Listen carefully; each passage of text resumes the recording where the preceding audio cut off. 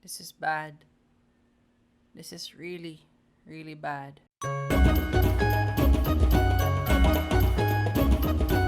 Hello, what's up? So today we're gonna do a review on Triangle of Sadness, as part of our catching up with a Contender series. This is directed by Ruben Östlund and stars Dickinson, Charlbi, Dolly, Zlatko, Burić, Henrik Dorsen, Vicky Berlin, and Woody Harrelson. So, it is about, for a quick summary, it is about a couple, Carl and Yaya, a model and an influencer, who gets invited to a luxury cruise, um, together with other ultra rich people, and things happen, which would lead them to the couple to bond with other passengers of the ship.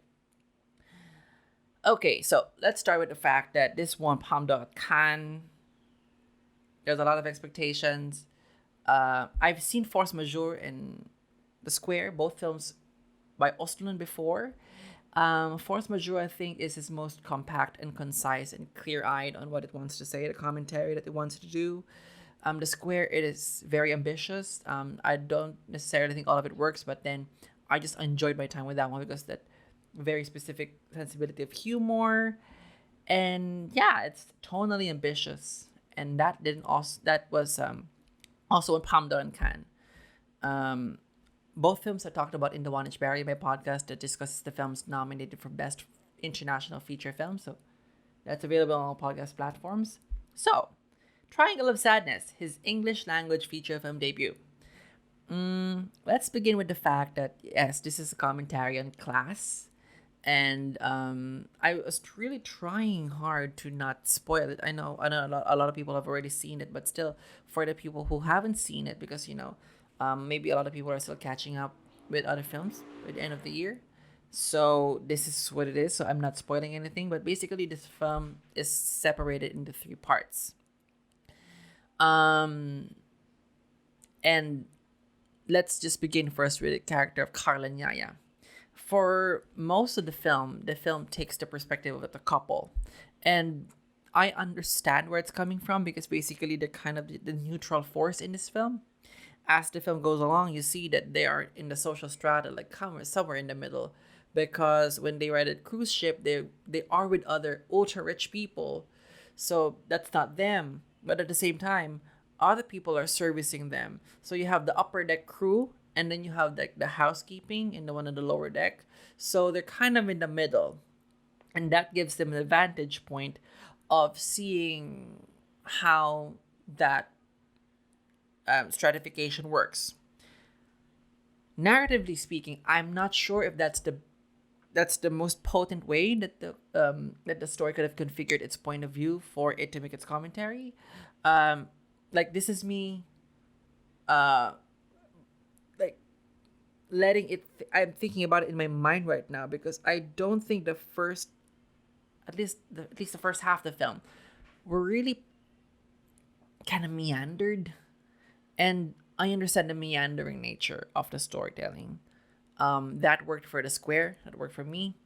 In terms of Triangle of Sadness, that sense of like not knowing where to go and like kind of questioning like is there a point, that worked a lot in the second half because then you get to unveil a lot of character dynamics and characterization. But in the first half, especially the first two chapters, I'm not sure that it really actually works. I don't think this is necessarily the most interesting characters in the film, and that's tough because they're the draw in to this film. So yeah, the first chapter is more on Carl and Yaya. The second chapter kind of takes a more omniscient approach and an all-present approach. We're looking at the guests, exposing their privilege, exposing their insensitivity, and how out of touch they are, despite being well-intentioned sometimes. And that I also think the discussion, the commentary on class is kind of blunted. However, there is this majestic midpoint scene in terms of Captain's Dinner, which was glorious to watch, and that really shows Östlund as one who's in control as a director. I think the best part of the film is the third part, where, but not to spoil anything, you really don't know where the story is gonna go, and power dynamics shift drastically, and the film keys in into the most interesting character of the film. Um, so let me just also just say that I think in this point, in this point, Ruben Östlund in Triangle of Sadness is probably more in control as a director than as a writer. Sometimes I don't think the writing is keeping up with its commentary. Sometimes the commentary is blunt and is the point. It is blunt, but I'm not sure if it totally works all in all. For other people, it works, and good for them. The third chapter really unveils the nuances of the writing. Nuances, but at the same time, it is surprising to see that much nuance in the most drastic part of the film, where a lot of things are reconfigured, and relationships change. The characters are even more exposed given the setup that they are in. Yeah, so I think the film really just picks up in the third part. I know some people who think the third part is the least interesting. I think it's the most interesting. All right, so let's just say, for example, like the cast is wonderful. Harris Dickinson, Charlbi Dean. Harris Dickinson I've seen in Beach Rats. Charlbi Dean, who sadly passed away earlier this year. Zlatko Burić, and others, and Woody Harrelson. But if we're gonna talk about like the best part of the film, for me, it is very clear, by a mile, the biggest asset of this film is her, Dolly, Dolly, Dolly. Dolly De Leon as Abigail, the housekeeper in the yacht. Oh, to discuss more about that character is to spoil the film, and I don't want to spoil because a lot of people are still not haven't seen this film, but I think that's where the most potent commentary is with her character and what she does. Methinks the film would have had a stronger point if the film just started focusing on her. I'm not sure. I believe it will be a different film, but at the same time, that's the most interesting character in the film. That's the character that really flips the dynamic, that really shows the characters, the commentary within the film, and of course that also radiates with the commentary of the film. She makes a lot of these curveball decisions that just so in control, and in terms of casting, it's wonderful because she is petite, and yet the way she radiates force in the film, it's always been there. The film kind of like throw a curveball with the focus. I understand what the film did in terms of shifting focus by the third chapter.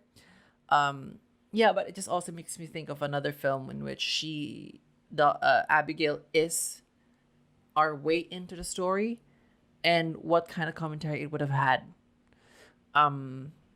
The film takes a lot of curveballs in the third chapter, which I find to be very interesting. And what a haunting ending. A haunting ending, yes. But, I think at that point, I am just like, was not really able to fully invest with the film because of the set problems that I've had. The third chapter is definitely the one that got me in.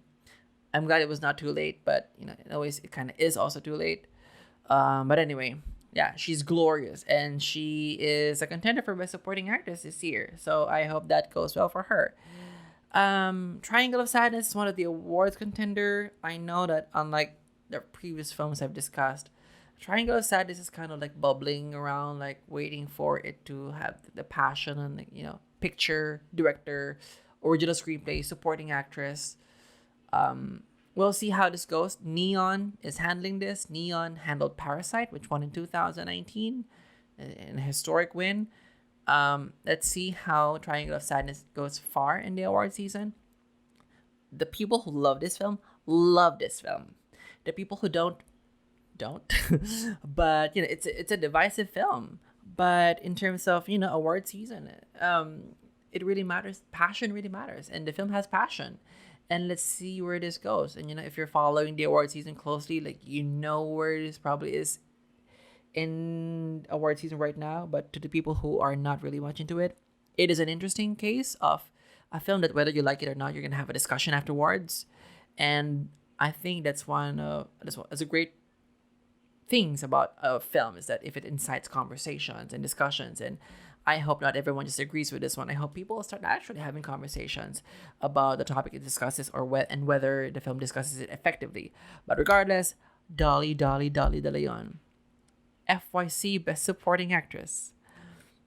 All right, so that is my review of Triangle of Sadness. If you like this video, please give this a thumbs up, hit the subscribe button, hit the bell button. We'll review more awards contenders as part of catching up with the contenders. This is really giving me such joy right now. So yeah, thank you so much, and I'll see you next time. Bye.